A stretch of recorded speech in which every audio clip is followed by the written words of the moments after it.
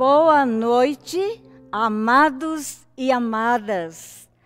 É uma alegria poder cumprimentá-los nesta noite de oração, noite em que nós dedicamos a Deus esta hora para termos a comunhão com os céus. Todos são bem-vindos a esta fala, a este pequeno sermão. Esperamos trazer uma mensagem que preencha o teu coração e que te incentive a trabalhar por Jesus. Pois bem, há 1 ano e 4 meses que eu não ocupava este santo lugar, o qual eu amo tanto, pois faz parte da casa de Deus, que eu adoro estar neste lugar, porque adorando estar aqui, eu entendo que eu estou adorando o seu dono, nosso Deus amado, aquele que se importou com nós, dando o seu Filho para nos salvar. É uma bênção termos ainda em liberdade este horário, queridos, para poder falar da palavra de Deus, orar, ouvir a voz de Deus e também atender ao seu chamado, ao seu convite para cumprirmos a nossa missão. Pois bem, é a primeira quarta-feira do ano que estou à frente como Ministério da Mulher. Todas as últimas quartas-feiras do mês é dedicado para as nossas mulheres. Não que os homens, os jovens, as crianças não possam participar. Com certeza, todos são muito bem-vindos a este momento tão especial. Eu estou dizendo assim, Ministério da Mulher, vou falar mais nas mulheres, mas não quer dizer que a mensagem seja só para elas. Veja bem, minhas queridas e amadas irmãs que estejam me visualizando nesta hora. Nós temos trabalhado para Jesus em primeiro lugar, mas para a alegria e o enlevo espiritual de todas vocês. Por esses anos que temos trabalhado, nós temos viajado, temos tido momentos de lazer maravilhosos, temos tido almoço para os idosos de nossa igreja, tivemos encontro em chácaras, como o Dia Elas, que fizemos lá na Vitorino, que foi uma bênção. Em março do ano passado, tivemos a grande alegria de estar com um grupo de 80 e poucas irmãs ali na Chácara das Quaresmeiras, onde tivemos um encontro muito gostoso com o presidente da nossa associação, pastor Montano, irmã Lélia, a psicóloga Bárbara, todos participando. Foi um dia muito bom, momentos de oração, um almoço delicioso oferecido a todos nós pelo Ministério da Mulher. Queridas irmãs, não pense que eu esqueci de vocês, não. Neste 1 ano e 4 meses, quantas coisas aconteceram. Essa pandemia horrível que nos levou de lá para cá, e assim de um lado para o outro, às vezes angustiados, desesperados. Ninguém melhor para falar sobre essa coisa horrível que eu. Fui acometida por essa doença. 15 dias no hospital, 10 dias numa UTI. Momentos horríveis, momentos amargos, momentos de amor, de amargor. Momentos de falta de ar, momentos de pensar. São meus últimos momentos. A minha saúde mental foi totalmente assim, atingida, porque as minhas emoções ficaram abaladas por ver tantas pessoas morrendo na minha frente, do meu lado, atrás. Nos meus momentos de lucidez, era difícil imaginar que eu saísse daquele lugar. E a tristeza maior era pensar, nunca mais vou ver meus filhos. Nunca mais vou ver meu esposo, meus netinhos. vai ser o meu fim. Porque uma pessoa aqui do meu lado, mesmo entubada, nós conseguíamos nos falar pelos olhos. Ela olhava para mim, eu olhava para ela. De um instante para outro, as suas mãos se aquietaram, seus olhos se fecharam e ela se foi. Vi muitos, mais que 3 ou 4 naquela sala de UTI, indo, tombando. E uma coisa me angustiou e eu vou confessar a vocês. Será que essas pessoas, Senhor Jesus, morreram em Ti? Mas eu entendi a resposta de Deus. Eu não fui. Voltei para casa. Mas certa de que Deus tinha que estar comigo, me ativando, me ensinando, me ajudando a cumprir a minha missão de filha de Deus. Ele tinha um propósito para mim. Por isso que eu acho que eu voltei para casa. Queridos, não queiram saber como é a Covid. É horrível. Perdi 50% dos meus cabelos. A minha emoção ficou muito abalada. Vim para casa com pânico. Tive umas 3 crises horríveis dentro de casa. Que meus familiares ficaram pensando, meu Deus, ela não morreu no hospital e veio morrer em casa. E tantas outras coisas, sequelas, consequências. Tive uma vértebra fora do lugar, ela escorregou, por causa daqueles 15 dias naquela cama côncava para poder respirar. Irmãos, foi muito difícil. A minha gratidão a Deus é infinita, porque eu tenho 2 anjos que cuidaram de mim, além dos anjos celestiais de Jesus Cristo, o meu Senhor. São os meus 2 filhos. Um é fisioterapeuta e a outra é enfermeira. Eles ficaram comigo o tempo todo. Era de manhã, era à noite, cuidando de uma alimentação, porque eu vim para casa muito magrinha. Hoje eu já estou no meu peso normal. Muito magrinha, muito pálida, cadavérica, horrível. Mas eles cuidaram de mim. E eu estou em pé, graças a Deus. Mas deixa, outro dia eu conto mais. Agora, quero dizer ainda para as minhas irmãs, que não as esqueci. Assim que passar esse turbilhão, temos viagens agendadas, temos encontros, tem planos aqui nessa cabeça que vocês nem imaginam. Esperem, aguardem e vocês verão. Coisas lindas que estão por vir, se Deus o permitir. Vou fazer uma prece muito pequenina, pedindo mais uma vez ao Espírito Santo que me ilumine agora ao trazer a mensagem desta noite. Querido e bondoso Deus, agradecida por todas as bênçãos, com o meu coração humilhado, com o meu coração contrito, me chego diante do teu altar, pedindo a tua presença aqui conosco nesta noite. Abençoa-me e a todos que estejam visualizando este culto de adoração ao Senhor. Em nome de Jesus eu peço, agradeço para sempre. Amém. Pois bem, abrindo a nossa Bíblia, convido a vocês que abram em 2 Reis, capítulo 5, versículo 1 e 2. Aí você deve estar pensando, mas o que a irmã Irene quer com Naamã a fazer um sermão que nos convide a cumprir a missão? Pois bem, já verão.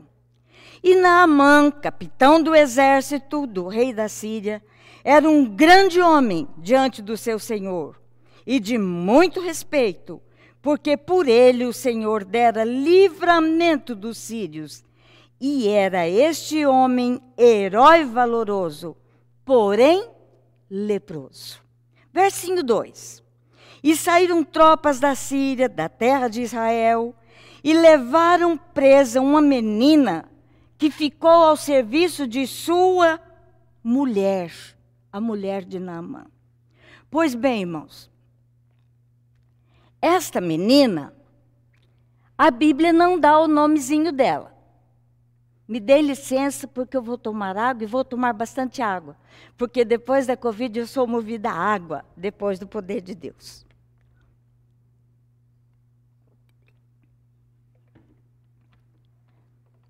Tropas da Síria. Tinha por general o grande Naamã. Homem de respeito, homem da confiança do seu rei, que era Ben-Hadad.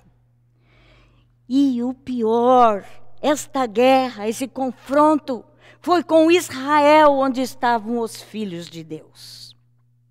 E de lá trouxeram essa pequena, com certeza muitos outros cativos, muitos outros escravos, filhinhos de Deus.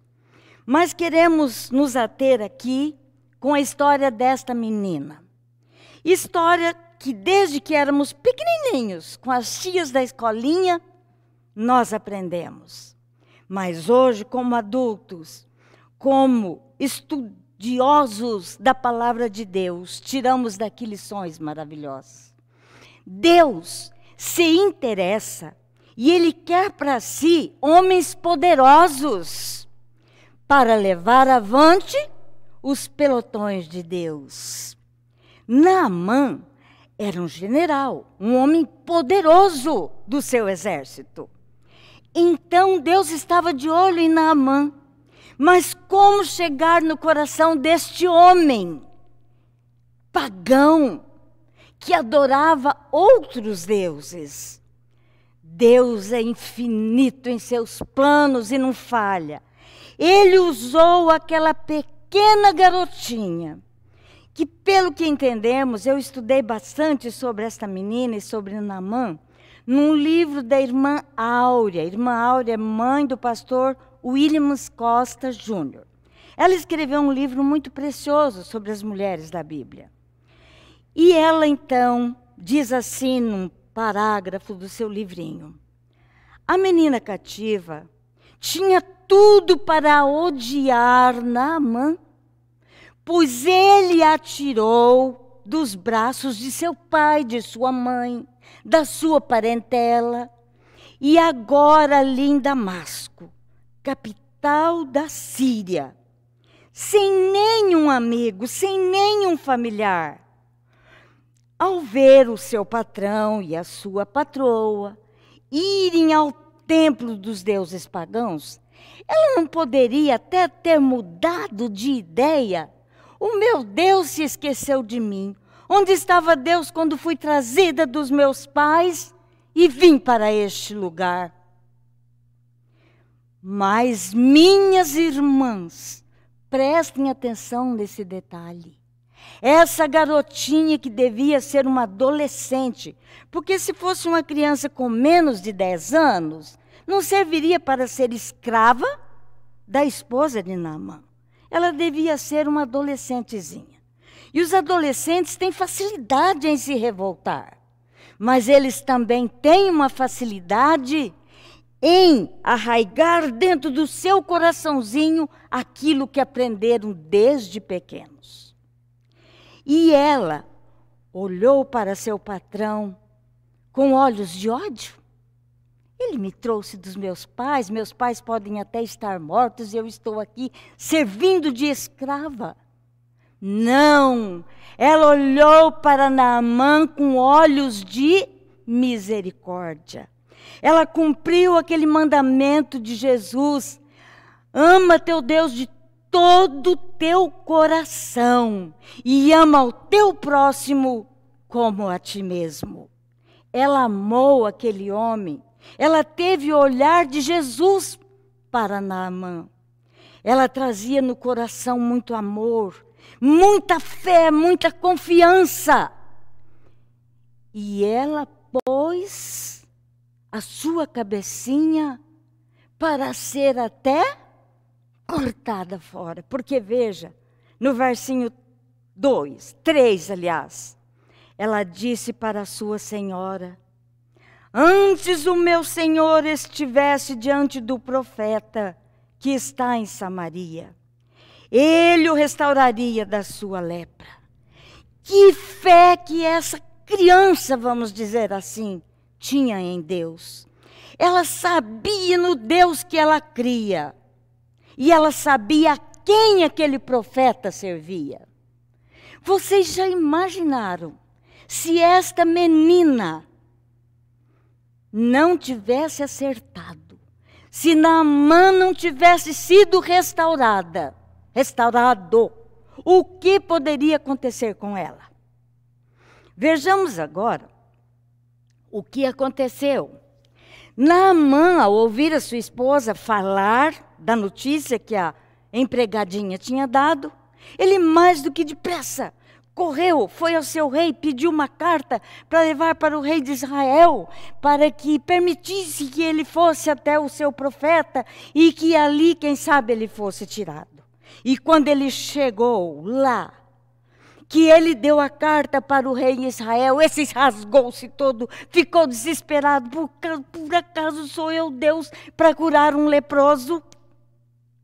Eliseu soube da notícia e mandou dizer: calma, rei, deixa que ele venha até a mim.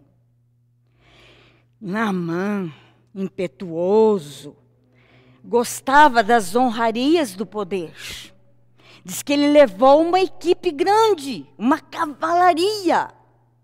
E ele pensou na sua mente cheia de si: eu sou um homem de respeito de Ben-Hadad, o meu rei. Eu sou um general, afinal foi por mim que a Síria venceu a batalha aqui neste lugar. Então eu vou chegar na casa de Eliseu, com certeza ele vai estar em pé, me aguardando, e vai pôr a mão sobre mim, e eu estarei curado. E foi. Chegou com a sua cavalaria diante da casa de Eliseu. E o que foi que aconteceu, meus irmãos? Veio, no versinho 9, veio, pois, Naamã com seus cavalos e com o seu carro e parou à porta da casa de Eliseu. Vocês sabem, né? Quando um homem poderoso chega num lugar, é aquela porção de carros. Vocês estão cansados de ver aí o presidente, quando ele passa com a sua comitiva, 4, 5 carros, né? Aquela honraria toda, aqueles carros lindos. E onde ele para, o povo tem cuidado, porque é o presidente. Uma vez veio aqui em Londrina um dos príncipes lá do Japão, eu não me lembro o nome dele não. E a sede dos japoneses é umas 3, 4 quadras da minha casa. E eu saí para ir ao mercado, isso já faz uns anos, 2, 3 anos talvez, que eu passei naquela rua, estava tudo impedido, polícia para todo lado, fazendo cordões para que não chegassem até aquele prédio onde chegaria o príncipe do Japão. Honrarias para quem tem esses cargos importantes. E chegou na porta de Eliseu, Naamã com a sua cavalaria e todos os seus servos. E ele esperava que o homem de Deus viesse encontrá-lo, tocasse e tal. Mas isto não aconteceu. Olha o que aconteceu, irmãos. No versinho 11. Naamã ficou tão indignado, porque Eliseu mandou um mensageiro dizer a ele: vá ao rio Jordão e lava-te 7 vezes, e ficarás purificado. Mas que desaforo desse profeta! Ele não está vendo que quem está à sua porta é o general Naamã, o grande de Ben-Hadad, aquele que venceu a guerra em Israel? E agora manda um mensageirozinho dizer para mim me lavar no rio Jordão, esse rio sujo, lamacento aqui. Poderia eu ter me lavado lá em Abana, Farpar, os belos rios que existem lá na Síria. Por que eu tinha que me lavar nesse lamacento rio? Ficou tão indignado, levantou a sua cavalaria, chamou os seus empregados e vamos embora. Indignado, saiu com certeza praguejando Eliseu. Agora eu chamo a atenção de vocês. Se ele, com essa indignação e com esse ódio, ele chegasse na sua casa, o que ele ia fazer com aquela meninazinha? Já pensaram? Hã? Mas Deus tem os seus planos. Os seus mensageiros, os seus servos, os seus empregados, chegaram nele com muito cuidado e falaram: Pai, se por acaso este homem tivesse mandado fazer uma coisa difícil, tu não terias feito para ficar-te livre dessa lepra. E fizeram Naamã pensar um pouco. Naamã pensou: tá bom, eu vou dar ouvidos a vocês. E no versículo 14 diz: e ele desceu e mergulhou no Jordão 7 vezes, conforme a palavra do homem de Deus. E a sua carne tornou-se limpa, macia, rosada como de um menino. Então, estudando bastante esses textos para discorrer com vocês hoje, eu fiquei lembrando dos meus 2 netinhos. Eu tenho o Pedrinho, que tem 7 aninhos, e tenho o Lucas, que tem 11 anos. São meninos lindos. Bom, eu sou vovó, né? Aquela pele rubra, lisa, bonita. O Lucas, então, por ser loirinho, a pele dele é ainda mais, assim, viçosa. É uma pele cor-de-rosa, lisa, que dá prazer de você passar a mão. E foi assim a cura de Naamã. Sua pele ficou como a carne de um menino, no versículo 14. E agora, o mais belo dessa explanação está lá no versículo 15, segunda parte. Naamã se levanta, limpo. Imagino a emoção dele de estar curado. E o nosso Deus é tremendo. Ele não faz as coisas pela metade.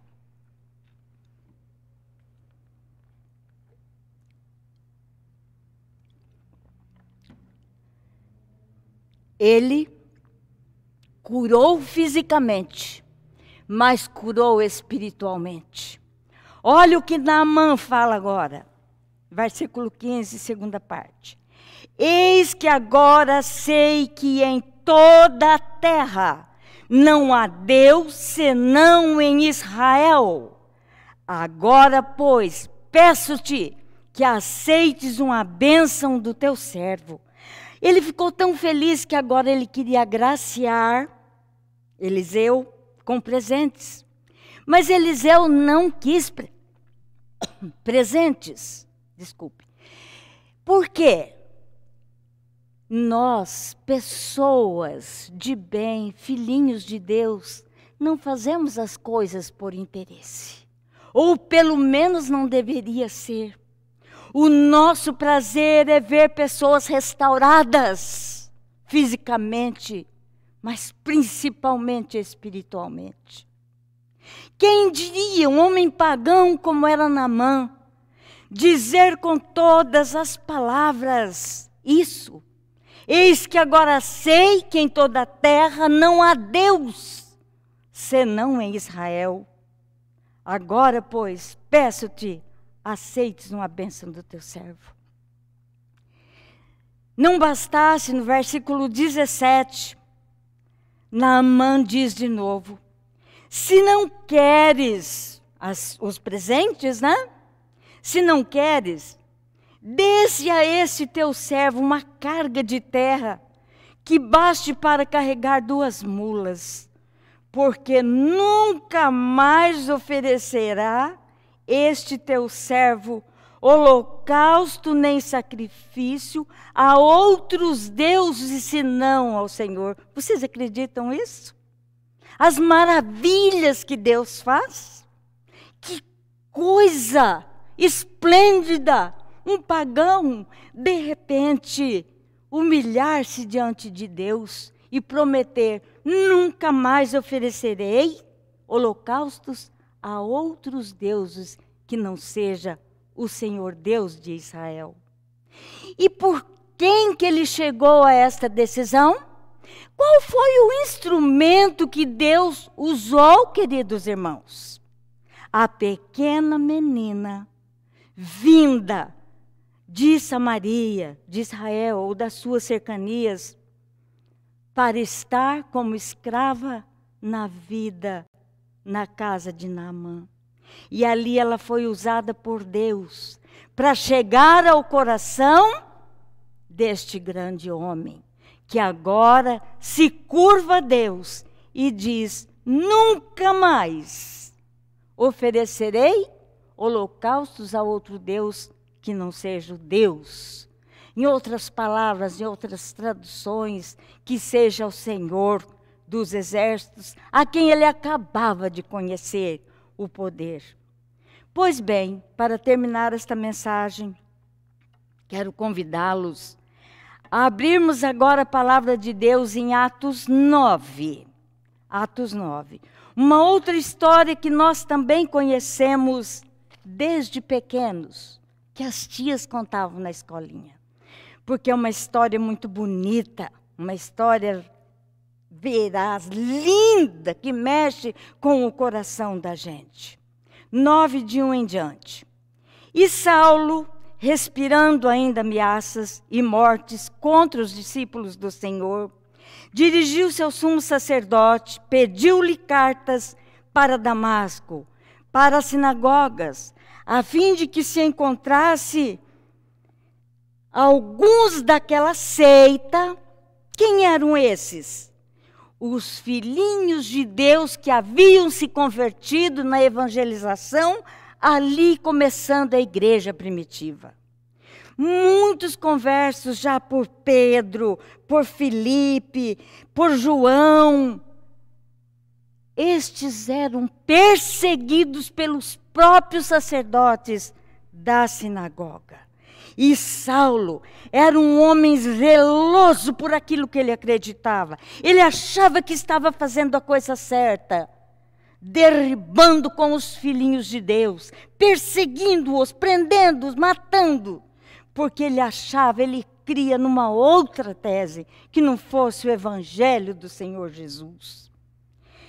E ele sai em busca destes homens que tinham essa seita, entre aspas. E indo pelo caminho, aconteceu que chegando perto de Damasco de novo, a menininha foi levada para Damasco. E agora uma outra história acontecendo em Damasco. Subitamente o cercou um resplendor de luz do céu. E caindo em terra, aconteceu que... O que aconteceu? Ele ouve uma voz acompanhada de um resplendor vindo da glória. Uma voz mansa, eu acredito. E o chamou: Saulo, Saulo, por que me persegues? Saulo, ali no chão, acredito que desnorteado, sem saber o que pensar, ele pergunta: quem és, Senhor? E disse o Senhor: eu sou Jesus a quem tu persegues. Quando Saulo perseguia os filhinhos de Deus, os cristãos primitivos, ele não estava perseguindo aquelas pessoinhas, ele estava perseguindo diretamente a Jesus Cristo, que tinha dado a eles uma nova versão para a vida. Uma vida de fé, de confiança. Não importavam serem perseguidos, não importavam ser mortos como foi morto Estevão. E pasmem, para quem não sabe, Estevão, na agonia de sua morte, teve a presença de Saulo, o perseguidor. Que vida cruel! Então Jesus diz para ele: duro é para ti recalcitrar contra os aguilhões. E ele, tremendo e atônito, pergunta: Senhor, o que queres que eu faça? E os homens que iam com ele, imagina o espanto deles ao ver essa cena toda. O seu general, o seu capitão, que dava as ordens: matemos, prendamos. sacrifiquemos aqueles que ousam andar nesta seita. E agora ali, humilhado no chão, cego, e esteve 3 dias sem ver. Nesses 3 dias ele não comeu nem bebeu, lá para onde o levaram. E lá em Damasco, tinha um discípulo, vocês prestem bem atenção nesse nome, que eu fiz questão de enfatizar a menina cativa na primeira história como um instrumento de Deus. E agora, Ananias. Ananias, um discípulo de Jesus. Jesus, em visão, diz para Ananias: vai até Damasco, vai encontrar uma rua que se chama Direita. Pergunta ali pela casa de Judas, porque lá na casa dele tem um homem de Tarso, nada mais, nada menos do que Saulo. E falou para ele: vai lá na casa de Judas e impõe tuas mãos sobre a cabeça de Saulo, para ele voltar a ver e ser cheio do Espírito Santo. Irmãos, que proposta mais louca de Deus para Ananias. O que é isso, Senhor, que estás pedindo para mim? Ele é um assassino, ele é um louco, ele persegue os teus santos lá em Jerusalém, e o Senhor me diz para eu ir lá, impor-lhe a mão, para ele tornar a ver e ser cheio do Espírito Santo. O Senhor sabe quem é Saulo, Jesus? O Senhor tem certeza disso? Ananias deve ter ficado apavorado. Que loucura que Deus estava fazendo. Mandá-lo ungir Saulo, aquele malfeitor aos olhos de Ananias. Mas que bênção que Deus não vê como vê o homem. Deus sabia que por trás daquele monstruoso homem Saulo tinha um poderoso apóstolo Paulo, que pregou o seu evangelho com ardor, com ousadia e com dor também. Mas usou Ananias.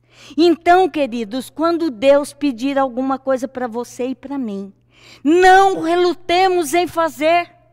Porque a menina cativa não teve medo. Ela confiou em Deus, ela creu em Deus, que Deus podia todas as coisas para o seu patrão Naamã.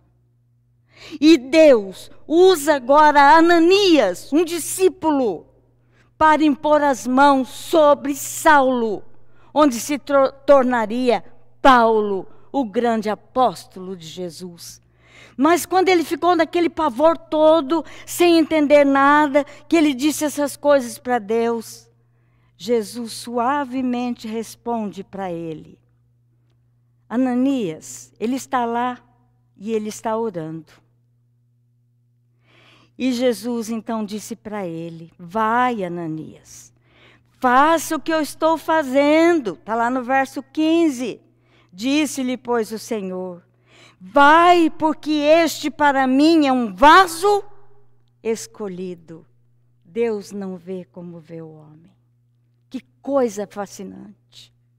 Minhas irmãs e meus irmãos, eu disse que eu queria conversar bastante com as mulheres nesta noite, que assumam a sua missão de vida. Confiem no seu Deus. Entendam que Ele é Deus. Tenha fé. A menina cativa teve fé, confiou que Eliseu podia tudo em nome de Jesus. Ananias vai, impõe a mão sobre Saulo, cai-lhe as escamas. Ele é cheio do Espírito Santo.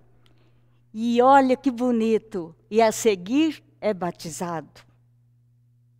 Irmãos, você não quer ter uma experiência assim com Jesus?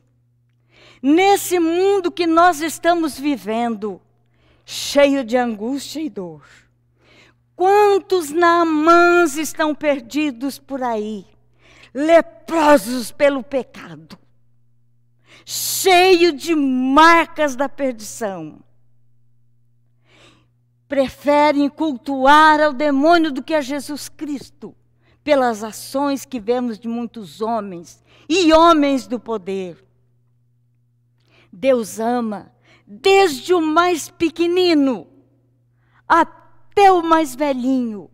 Deus ama da mais tenra criança até o mais adulto, mais idosinho.